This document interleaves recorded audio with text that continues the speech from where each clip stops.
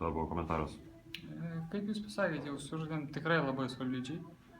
Galbūt net patys nesitikėjom, kad tai viskas lengvai bus. Galbūt atrodė iš šono, kad lengvai, bet iš tikrųjų žinojom, kad bet kuriuo metu mačas galėjo iš tikrųjų nueiti ir į kitą pusę.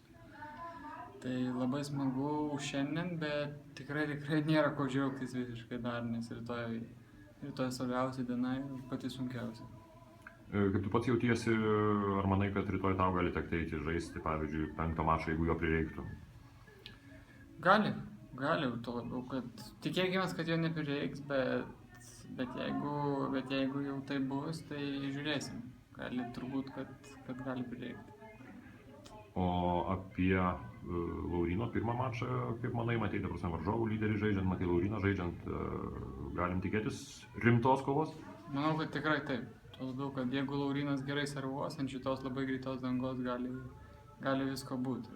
Bet daug priklausys ir nuo Lauryno padavimo ir nuo pačio Basilašvilio, kaip jisai bus nusiteikęs, kaip jis šiandien matęs per dvejetą, pačiam galiai jis jau, nežinau, taip atrodo, kad biški buvo pasimetęs.